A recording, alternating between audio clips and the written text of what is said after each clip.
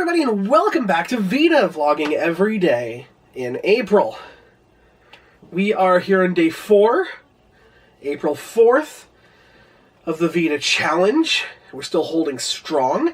That being said, I'm going to be at Craven Gaming's house for the next couple of days, so I don't exactly know how this whole V.E.D.A thing is going to work. I don't know if I can upload videos at his house, but if I can, then I will. I'll bring my camera, I'll bring my Converti Magoo, but we'll see how this works. Why am I going to Craven Gaming's house, other than, of course, to be basked by his incredible presence? Well, we're going actually for WrestleMania 35, to be precise. And we're looking forward to it. It's going to be a lot of fun. Right after this, actually, me, him, and Lady Fortune are going to record our Book It for WrestleMania. 15 confirmed matches. And I thought that today I would talk about, because we are in our month of favorites, my favorite wrestlers. Because it's thematically appropriate. I may actually go more into wrestling in these next couple of days, talking about maybe favorite matches or favorite stipulations. I think that may be kind of fun. But right now we're just going to go some very vague favorite wrestlers. First off, let's talk about the men's side of things. I was a huge John Cena fan when I was younger. I still am a huge John Cena fan. His matches are usually really good. He is one of the best talkers on the mic next to The Rock and, like, Paul Heyman. He can turn a situation into whatever the hell he wants. So, honestly, probably one of the greatest performers wrestling has ever seen. And I don't think I'm alone in saying that. But it is kind of popular to hate on John Cena. So I look forward to having this video with the most dislikes on all of my V.E.D.A. Let's talk about John Morrison. One of the most athletically gifted WWE or other superstars that I have ever seen in my life. Obviously, he did a lot of parkour before he did wrestling. I think he did some martial arts as well. And you know, if you've seen him climb, flip, spin, whether you've seen him in WWE, TNA, Lucha Underground, everywhere he goes, he's a star. Chris Jericho, probably for the same reasons as John Cena, one of the best talkers, can reinvent himself at any moment. He got a list over, for fuck's sake. A list. He got the word "it" over because of just how charismatic he is. So, Chris Jericho's up there. Now, I'm going to pivot a little bit, and we're going to talk about the women's division. Because for the longest time, I didn't have a favorite in the women's division. How exactly can you have a favorite pair of tits that wrestles badly? And I'm sorry, but the early days of the WWF and WWE women's or divas division was dog shit. We talk about how great Trish Stratus is. We talk about how great Lita is. You know, we talk about how great Beth Phoenix was. Yeah, when you're a solid 8 or 9 out of 10 and you're wrestling twos, you're gonna look like a legend. Lita is clunky as all fuck.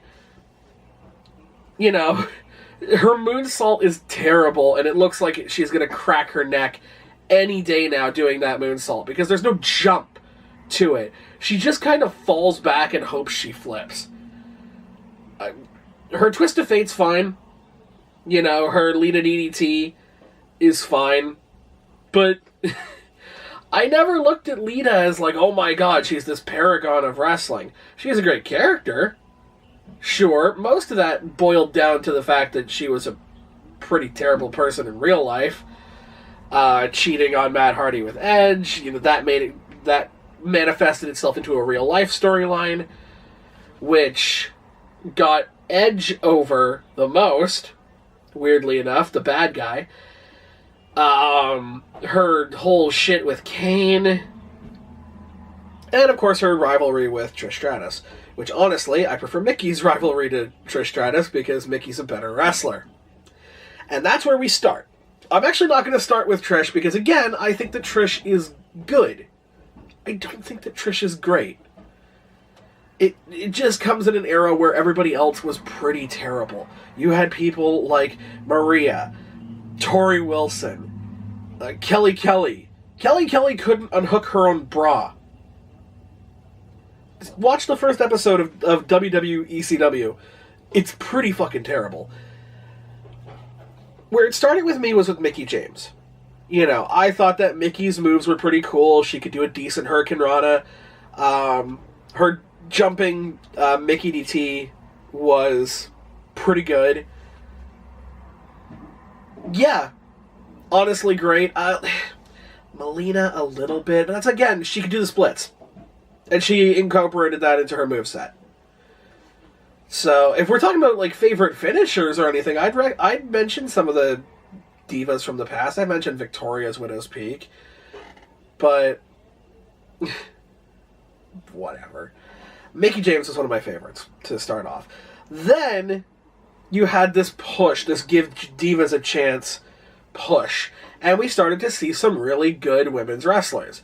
We started to see AJ Lee. We started to see Paige. And then, of course, the Four Horsewomen showed up. Charlotte Flair, Becky Lynch, Bayley, Sasha Banks. The worst one out of those four is probably Bayley. But she has such a great character and a great inspirational story that you kind of love her anyway. It's a lot like, for me, like Stone Cold Steve Austin. It's weird because their characters are totally different, but Stone Cold, to me, also was never that technically sound of a wrestler. But his character, I wouldn't fuck with him, you wouldn't fuck with him. Hell, fucking in his age right now, I wouldn't fuck with him. Because he's just that much of a badass. But Sasha Banks is fantastic. Becky Lynch is obviously really, really good. Charlotte Flair is the best out of the four.